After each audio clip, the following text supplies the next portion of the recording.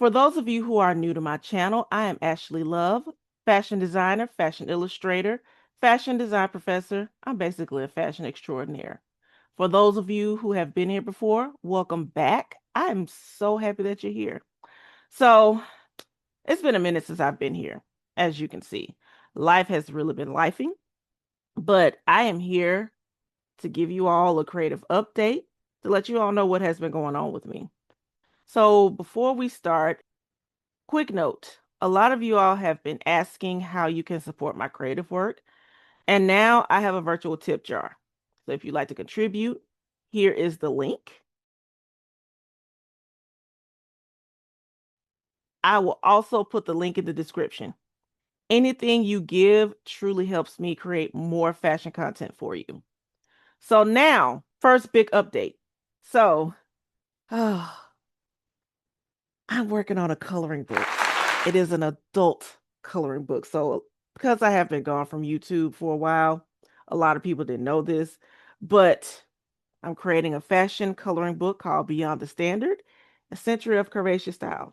It is a decade by decade celebration of curvy plus size beauty. It's going to be from the 1900s all the way to the 2020s. So I'm talking about silhouettes, fashion history, body positivity, and illustrations that let you color and connect at the same time. So far, I have completed from the 1900s to the 1930s, and I am now on the 1940s. So I already have one sketch completed. And I'm thinking maybe I should do a little bit more because, of course, with the 40s, it's a whole lot of stuff that happened, as we all know. Think glamour, structure, those signature wartime meets Hollywood silhouettes. I will definitely say it has honestly been so inspiring to draw. And I can't wait to finish it. And I can't wait to put it out there so you all can see it and purchase. Second update, another thing that I have finally completed. So, y'all, I finished an illustration for Arin and Alexis from Brownstone, who became honorary members of my sorority in 2022. I drew a picture of Arin and Alexis, had to have been in 2012, 2013, and I think I did it for Alexis' birthday. Of course, she loved it. So, when she made the announcement that she became an honorary member, I was like, oh, okay, so yeah, that means that I'm going to have to do another illustration for you all. And she was like, oh my God, yes. So, of course, at that time, it was a whole lot of stuff that was going on. I couldn't finish it at the time because depression was kicking my butt. But now I finally completed it. Let me go ahead and just show you how that looks. I'm going to go back because this is one thing that I forgot to show. So this is the first illustration that I did for them. It's her and her sister, Arin, and this is when they had their singing group. I did this for them. She loved it. She shared it multiple times. This new one, as you can tell, this new one is completely different from the old one because, of course, they've changed and now they are members of Sigma Gamma Rho. It took a minute to find which outfit I wanted to do. With Alexis, she had all of her clothes had like this ruching detail. I didn't know if I wanted to do that, so I just gave her this all royal blue, very curvy bodycon dress with the push-up designs, and I did the pin tuck designs on it, the gold pin tuck designs with a gold fur shawl and of course gold heels. Arin had a black dress like this when I think they did a concert, Brownstone did a concert, and they all had on this black sequin, like something black sequin. Arin had this black cutout sequin dress, and it had like the little fur trim detail at the bottom. I wanted to do that, but of course, instead of blue, I made it gold. Both of them, of course, they have gold jewelry on and gold heels, and then there's a blue and gold stage in the background. Now, the thing is, with the background that I created, of course, ChatGPT helped me with that. And I just felt that it was going to kind of clash. So I just did this royal blue overlay so you can still see the background, but also still see that it's blue. You know, of course, the illustrations popped. As you can see, it is a complete difference. But at the same time, you could tell how much my artistry has grown from when I first did this. Because, of course, on the one on the left, I tried to make it look very realistic. I used my croquis, still use croquis, but this time I gave it more of a fashion face.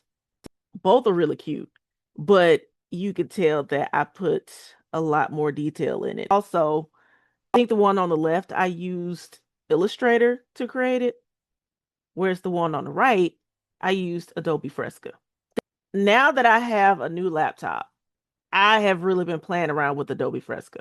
And one thing that I like with my laptop is that I have a stylus pen and it's a Wacom stylus pen. Now I have several Wacom stylus pens, but the ones that I have, it doesn't work with my new laptop. So I had to use the Lenovo one that came with it. So I am able to really draw using Adobe Fresco like I want to. Now, the only problem is whenever I try to use it in tablet mode, it always overheats. And I changed the settings. Apparently, when I use my laptop and Adobe Fresco and it overheats and I use it in laptop mode, not laptop mode, but tablet mode, it blocks the fan, which makes Adobe Fresco cut off. I don't like that. Adobe Fresco, y'all need to fix that. Y'all really need to fix that. Other than that, you can really see the difference. You can see how it was in 2012, and I'm just gonna zoom in on the features. But I tried to keep it the fashion face, but I also tried to keep it to try to do the realistic features. Whereas with this, I still kept it, but I still kind of kept it more of a fashion face. And then with Adobe Fresco, I was able to like utilize a whole lot of stuff. I really like how the hair came out. I tried to make the hair look as realistic as possible. And I also like how I did the lips. Oh, okay. And the jewelry. One thing that I really like to do is certain little highlights and shadows to make it look as real as possible. Like that is one thing about it, even though they're illustrations, I always try to make it look realistic. And I also gave them like a little note. Alex loved it. So I gave this little note in it. Two women whose voices shaped a generation, now shining in the colors of sisterhood. Arin and Alex radiate grace, strength, and timeless glamour. Dedicated to Arin and Alex of Brownstone, women whose voices define an era and whose sisterhood inspires generations. Thank you for allowing me the honor of capturing your beauty, brilliance, and bond through my art. Alex loved it.